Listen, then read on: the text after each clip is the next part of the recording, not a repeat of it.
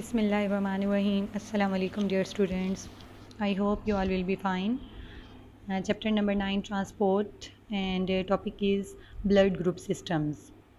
Students आज जो हमने डिस्कस करना है वो है हमारे ब्लड ग्रुप सिस्टम्स के बारे में. इन 90s क्या होता था 90s में कि सर्जरीज़ जो हैं जब किसी पेशेंट की सर्जरी की जाती थी तो वो कामयाब हो जाती थी, लेकिन कुछ टाइम के बाद ये देखा गया कि उन पेशेंट्स की डेथ हो जाती थी आफ्टर सम टाइम. तो इस बात को स्टडी करने के लिए कि इस तरह क्यों होता है, ऑस्ट्रिया के एक साइंटिस्ट कार्ल लैंडस्टेनर ने इसको स्टडी किया और जिससे किस बात का पता चला कि ब्लड के अंदर जो है पेशेंट्स के वो ब्लड क्लॉटिंग हो जाती है.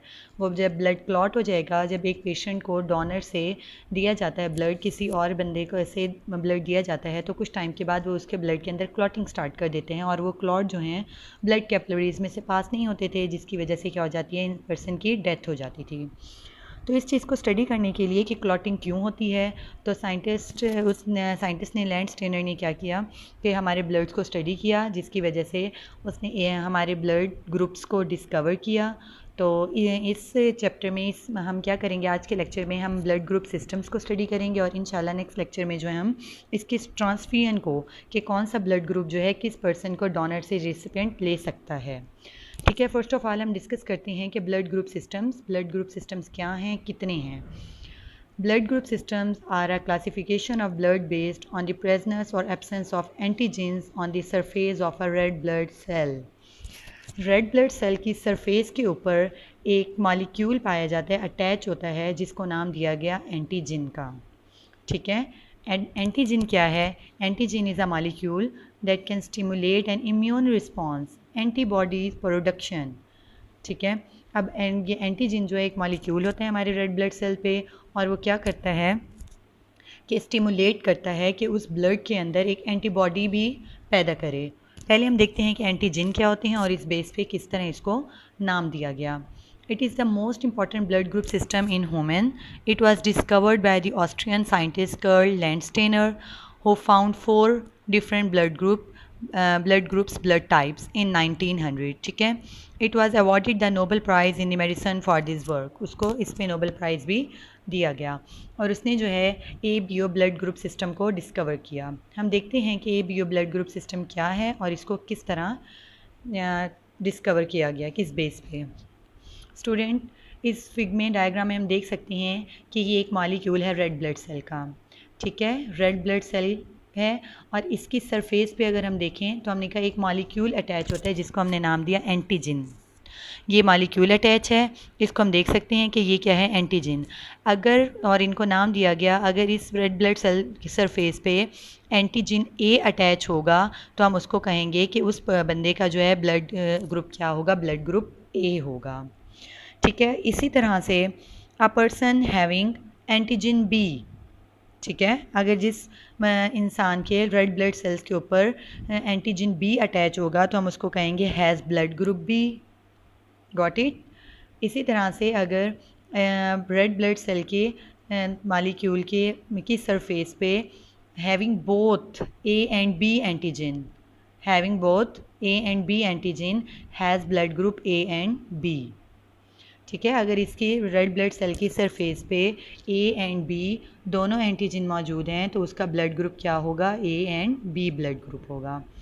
और ऐसा रेड ब्लड सेल जिसकी सरफेस पे कोई एंटीजन नहीं है तो हम उसको नाम देंगे O blood group. Got it students, ये हम समझ आ गए कि हमने ब्लड ग्रुप्स का नाम किस तरह दिए गए. रेड ब्लड सेल की सरफेस पे अगर एंटीजन A होगा तो हम उसको कहेंगे कि इसका ब्लड ग्रुप A है. इसी तरह से B एंटीजन होगा तो उसको हम कहेंगे कि इसका ब्लड ग्रुप B है. और अगर A B दोनों अटैच होंगे तो हम उसको कहेंगे कि इसका AB ब्लड ग्रुप है उस बंदे का. और अगर कोई भी एंटीजन मौजूद नहीं होगा तो हम उसको कहेंगे कि ये ब्लड ग्रुप O है. तो हमने ये देख लिया कि किस तरह से ABO blood group system discover हुआ और किस तरह इनको नाम दिए गए. अब हम देखते हैं कि जब अगर एक पर्सन के रेड ब्लड सेल जिसका ब्लड ग्रुप A है तो उसके ब्लड के अंदर कौन सी एंटीबॉडीज़ पैदा होंगी. जैसे वर्ड हमें समझ आ रहा है एंटीबॉडीज़, यानी उसके ख़िलाफ़ उसको डिफेंड करने के लिए कौन सी होंगी, एंटीबॉडी B जनरेट होगी. ठीक है, इसी तरह से ब्लड ग्रुप B में कौन सी होगी, एंटीबॉडी A होगी. ए बी में कोई नहीं होगी एंटीबॉडीज़। क्यों नहीं होगी? अगर क्योंकि इसके अंदर दोनों ही एंटीबॉडीज़ ए बी आ जाएं तो आपस में ही क्या हो जाएंगी, कोagulate होके क्लॉटिंग स्टार्ट कर देंगी ब्लड में। और इसकी सरफेस पे कोई एंटीजन नहीं है, इसलिए इसके उस पर्सन की बॉडी के अंदर एंटीबॉडीज़ ए एंड बी दोनों होंगी। अब हम देख सकते हैं कि जिस तरह ये ब्लड ग्रुप ए है तो इस पर्सन को जो बी ब्लड ग्रुप है वो हम नहीं दे सकते, डोनेट नहीं कर सकते। क्यों? क्योंकि उसके अंदर एंटीबॉडीज़ बी हैं, बी के ख़िलाफ़ जो हैं, बी ब्लड ग्रुप के ख़िलाफ़ एंटीबॉडीज़ हैं। जैसे ही अगर बी ब्लड ग्रुप लगाया जाएगा इसका, तो ये वाली एंटीबॉडीज़ क्या होंगी, एक्टिव हो जाएंगी और क्या कर देंगी, ब्लड क्लॉटिंग स्टार्ट कर देंगी।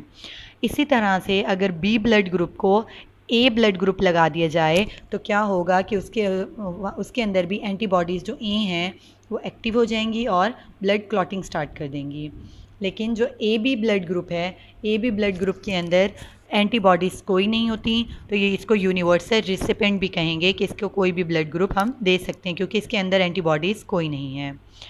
और ओ जो ब्लड ग्रुप है इसमें एंटीबॉडीज़ ए एंड बी दोनों हैं, तो इसको जस्ट ओ ब्लड ग्रुप ही देंगे ताकि कोई भी ए या बी आके इन एंटीबॉडीज़ के साथ कोagulate ना हो, ब्लड क्लॉटिंग ना हो। और इसी वजह से जब इसके ऊपर कोई एंटीजेंस नहीं है, हम इसको यूनिवर्सल डोनर भी कहेंगे कि ये किसी भी ब्लड ग्रुप को, किसी भी दूसरे पर्सन को, चाहे उसका ब्लड ग्रुप ए बी हो, तो उसको ये लगा सकते हैं blood.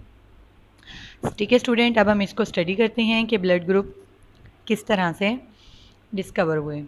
In this system there are 4 blood groups which are distinct from each other on the basis of specific antigens, antigen A and B present on the surface of red blood cells. ठीक है, a person having antigen A has blood group A. जिसके red blood cells पे antigen A होगा उसका blood group A होगा। A person having antigen B has blood group B और जिसका blood antigen B होगा उसका ब्लड ग्रुप B होगा। A person having both antigens has blood group AB और ऐसा जिसके ब्लड दोनों एंटीजेंस होंगे रेड ब्लड सेल्स पे तो उसका blood group A and B होगा। A person having none of the A and B antigens has blood group O और ऐसा पर्सन जिसका एंटीजन कोई नहीं है उसको हम नाम देंगे O ब्लड ग्रुप का। After birth, 2 types of antibodies, anti-A and anti-B bodies appear in the blood serum of individual.